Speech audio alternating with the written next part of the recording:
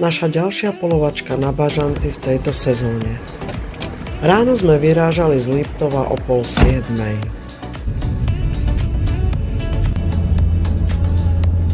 Do Veľkého Zálužia, Nitriansky kraj, sme prišli o 9:30 s jednou prestávočkou na kávečku.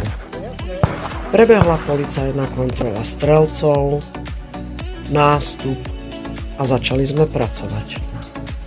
Fránik a Sofinka si to ako vždy nesmierne užívali. Len oni dvaja dohľadali spolu 43 bažantov. Pri dohľadávaní bažantov pomáhalo 12 psíkov. Výrad bol veľmi úspešný. To svedčilo o výborných strelcoch a aj psíkoch. Večierkom sme sa vracali domov a večer pripravovali už polievočku z bažanta.